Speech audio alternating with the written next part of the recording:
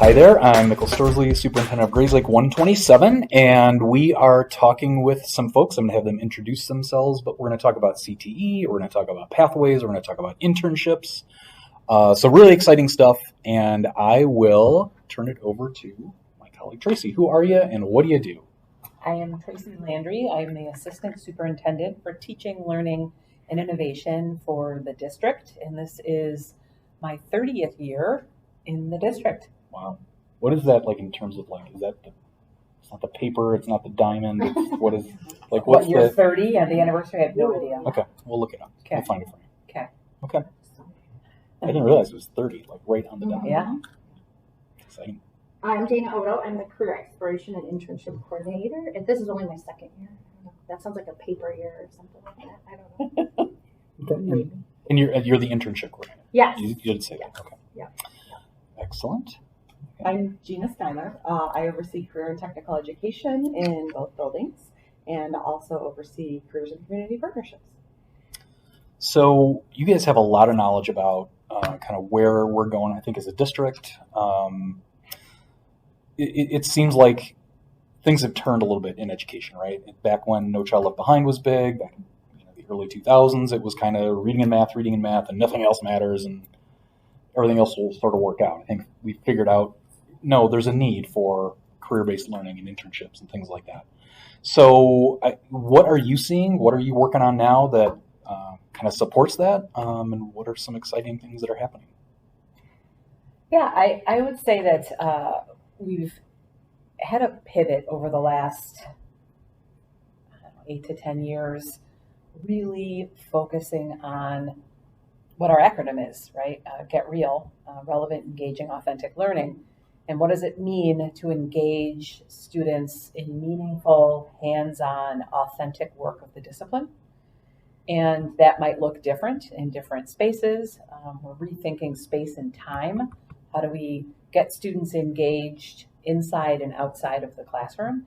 And so we've done a lot of things to try to push forward that line of thinking. We've redone our bell schedule. We've brought in a lot of new courses, and we've shifted to think about college is really important, and we need to prepare students for that with a rigorous and robust academic catalog. But just as important and just as meaningful are non-college secondary pathways. And so we've tried to realign our course catalog for all students to be thinking about pathways, and whether that pathway is going to take you to college or whether that pathway is going to take you to the trades or military or something else. We need to be able to meet the needs of all students. And so we've begun to build sequential courses that allow students to dive deeply into subjects to find out now, while it's more or less free, whether they like a particular area or not. And so myself, combined with the two amazing ladies sitting with me, we've really worked to build the extension of relevant, engaging, authentic learning to internship and endorsement opportunities for students here in both buildings. I think that the timing just became ripe around the same time pathway endorsements. Illinois State Board allowed us to be able to endorse students in pathways. So the district naturally was on a nice trajectory to be able to kind of marry a state initiative with our own district initiative. What none of us had planned for was the pandemic. And so like one of the areas that I usually call my bread and butter is the community, and the year that I started here, the community shut down. So the area that we could dive into a lot was seeking dual credit certification for our teachers, and that's something part of the endorsement process that we dove into heavily, and we're very excited that we now are able to offer a multitude of early college credit courses that are both AP, dual credit, articulated credit, which are all part of the endorsement. And then as the world started opening up again, that knowledge of learning does not just take place inside the classroom. Learning continues to occur out in the community, and at that same point, the community had such a robust need where so many people had changed in the workforce, and so the workforce, instead of us having to sell the need for our students to be a part of it, they were reaching out to us. And so it was, again, a perfect marriage that occurred. And that's right around the time that, we waved the flag, I said, help. And, Right, yeah. And then I was hired. And then Dana was hired. Yeah. So talk about a little bit your journey and What's your role? Oh, my whole journey. Well, yeah. One of the reasons why I got into doing what I do, and I started out as an English teacher at another school, and then I switched schools, and I was a career counselor at that school, and then Gina grabbed me from that other school. But I learned a lot in the 5 years I was there, and one of the things that drives me every single day, and I see it comes up all the time when I'm talking with a student, is just the idea that, and even my own personal thing, like when I was trying to pick a career, I knew I had to go to college, or I knew I wanted to go to college, but I didn't know what I was going to do. I never had those conversations with my guidance counselor at the time, or, so I was in college and I switched my major like 3-4 times. And then I also, so I graduated a little bit later than normal. I had way more debt. And so now, like, fast forward, I'm here, and I just know that the students need more exploration when it comes to careers. And so one of the aspects of what I do, which is also related to the endorsement, but again, the endorsement is that final, like, capstone, you did it, you're headed this way. But the elements along the way, for example, the 2 career exploration experiences, those are the things that I like to provide. Like, just 20 minutes ago, I was over at North in Jill Tomasello's class, and then earlier than that, I was in Melissa Priester's class it was child development, and I had the WSRA, which is the Warren Special Rec Association, and they themselves are therapeutic the recreation therapists, which I never even knew existed for the last, maybe I think I'd learned the last year, but it's great to bring them into a child development class, right? Because again, we know teachers, we know nurses, but who knows therapeutic, recreation therapy. I'm going to say it wrong, but so the kids learned, and they learned what they had to do to get that major, and then also too, just working there in the summer as in camp, they're getting experiences that if they don't go into special ed, if they don't go into therapy, but they are going to be even a reg ed teacher, they're going to learn so many skills and valuable programming that will just set them up for success. Or maybe they'll learn that they don't like it, right? Wait, I can't work I don't want to work with kids, so it's a win-win, on both sides, I think. So, and it's fun. The kids always light up, and they have really, really great questions. And, every day I know that one kid learned something, It's almost like it's relevant or engaging. Or right? It's very like kids actually care about it. Yeah. Funny how It's that amazing. works. Funny. Wow.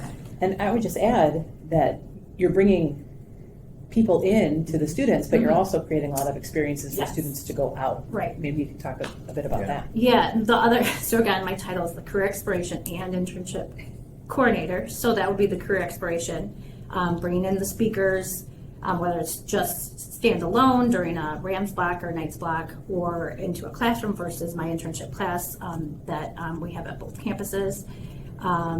This year I have 18 students at Central, and then we had 8 at North, and it's in their class, or it's in their class schedule, and they choose, which area they want to study, and I pair them with an outside community person that has agreed to take on a high school student for 30 to 60 hours. And they just learn in that environment. They leave, and I check in on them, and I hear back from the sponsors, and some experiences are going well, some not so much, but the students are learning employability skills, they're learning about that career, and whether they like it or not. Like, we definitely have some that love it, but then they're like, okay, no, I don't want to do this, and that's the whole purpose of that class too, is find out what you don't know and don't like. So I think that's like our biggest takeaway when we're working with any stakeholder is for students to hear that education can occur in Lake County at a free or reduced cost. The businesses that we pair with are all ones that have some sort of tuition reimbursement education reimbursement, certification. So there's some sort of education incentive paired with that. And then we always say kids don't know what they don't know. And so part of our job is to have them put things in two buckets. I liked it. I tried it. I want to know more. You know, what club, what activity is there for me? What other classes? Or I tried it. Thanks for the experience. I didn't like it, but we're doing that now before we're paying for education, post-secondary.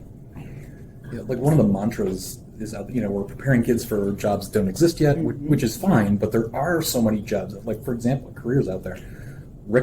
Recreational therapist? Yes, recreation therapy. Never heard of that, right? So how do you guys think that, how do we steer students toward careers so they can find out about those things? You know what I mean? I mean, how do we, doing a nice job sort of overall with students' critical thinking, problem solving, that's great, that's wonderful, and that's going to serve them well, and they will find wonderful careers, but how can we get over that a little bit and actually steer them towards some areas that they never would have thought of? Yeah. You know? Well, we use School Links I was going to to say, we start have some out. amazing software. Yeah, which is we onboard them and right away. It's a program that all the students have, and they actually will use it to apply for colleges and stuff. So at every level, freshman to senior, it's And pick courses. pick starting courses, this year.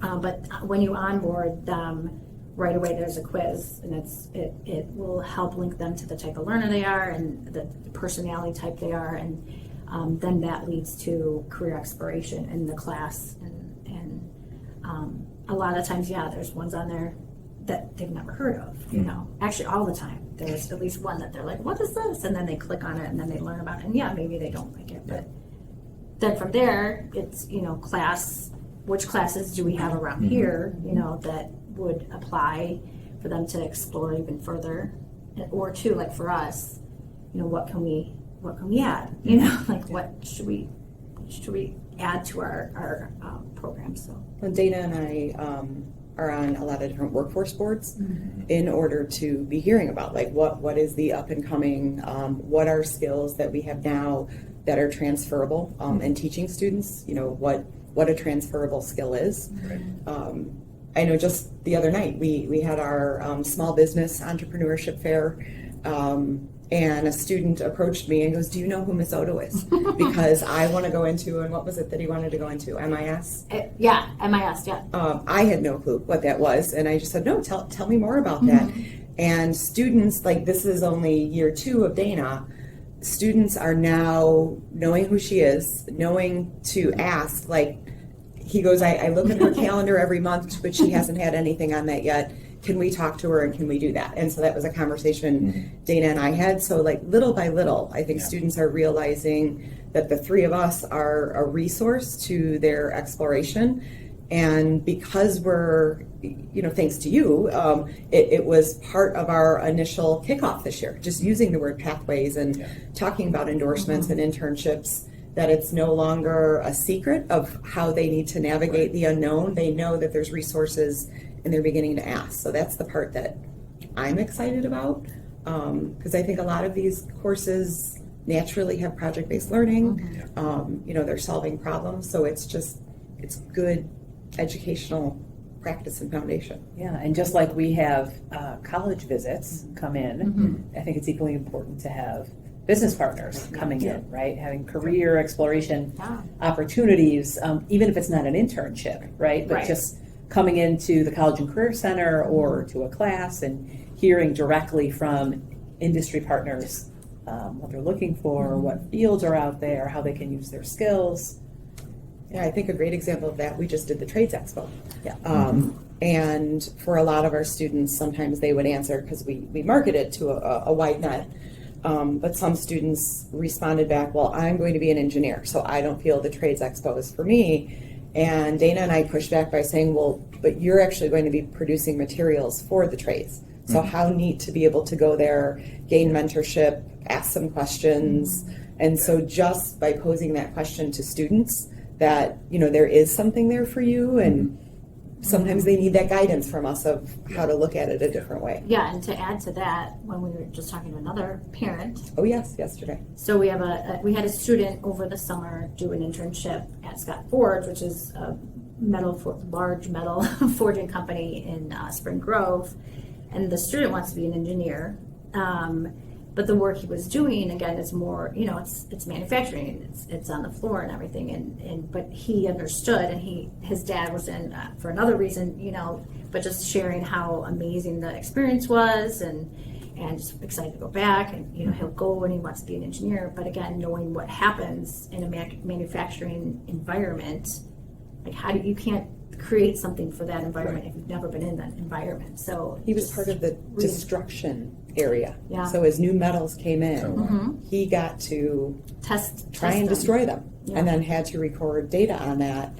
And the parents said the student had a blast. The student was loves destroying things. is a senior this year, and now is rounding up other classmates to head to this particular employer. Yeah. And we partnered with a whole variety of organizations. We've had students in the manufacturing sector. We also partnered with District 46, who have been really gracious and wonderful at allowing our students to go shadow with educators not in our own district. So I think we're building our spectrum of opportunities for students. So I think in the end, it's about sparking curiosity and providing students opportunities to investigate different areas of interest. So I was going to ask then, like, just off the top of your head, Scott Forge, D46, what are some of the other business partners or community partners that we're working with? Well, Tracey and I are headed to a gala in celebration of a manufacturing summer camp event, and we're going with Laser Precision. Kim Weimer is one of our amazing business partners. Brian Sorensen from the electrical the union, electrical union, and plumbing union, and I have, but a lot of like the downtown Grace Lake hospitals. We have the Bombshell Lash Bar, Beauty and Lash downtown. Bar. There, Cool. we have an intern over there. That's the name of the place, Bombshell. That's awesome. Because they do lashes and brows, Yeah, which great. I didn't know that was like something you could specifically focus on, but you can. And the intern there, like, she loves it. Yeah. And again, like, just right when I went in to observe her, the person that she was interning with was explaining, it was kind of slow, so there's no clients in there, but she was explaining, the different types of lashes, eyelashes, obviously false, but eyelashes, but it was just so, they were learning so much. But yeah, North Shore, we have 3 students interning over there. Scott Manufacturing, which is also downtown, they do like super shocks and everything. We have another one at Scott Forge right now. Athletico. And Chebney, Dr. Chebney, which those are both PT places. We have an internal one in our We have a couple IT. interns. Yeah. So that's the other thing I think Dana and I are trying to navigate, because transportation is sometimes a barrier. Right. How can we reduce barriers but still provide authentic learning experiences? And now that we have a little bit under our belts, feeling a little more comfortable of doing maybe an ask internally or something within walking distance for our students. Yeah, it's awesome. Yeah, and so our one of the things we've been talking about is how do we continue to scale, right? So as more and more students are interested, the system has to be able to sustain that. So how do we create systems that allow it to scale? And so we've been deep in those conversations and they're ongoing. Yeah, it's just amazing work, and part of the, as you kind of mentioned, like, our schools aren't set up for this. High schools specifically are not set up for this, right? So we kind of have to like fit round pegs into square holes and make it work. I think we've done like a really beautiful job of doing that, but like, I think we'd love every kid to have this kind of experience, right? Yeah. Awesome. How do we do that? How do we manage that? I don't know. Yeah. Right. No, I'm serious. I'm asking you But guys. that's our conversation, for sure. And we were talking also late last week when Kim Weimer was here, and Gina was hosting a meeting of the College and Career Readiness group, and we're trying to talk about how do we come together as an area group of schools to share opportunities, to use sort of economies of scale to make these opportunities available to students so that we're not all doing it individually, alone, creating the wheel ourselves, but also not all competing necessarily for the same employers, right? So how do we share opportunities? How do we create opportunities for team challenges or other work-related experiences for students maybe together? And I think that's an area of growth that the county has, but I think it's really exciting.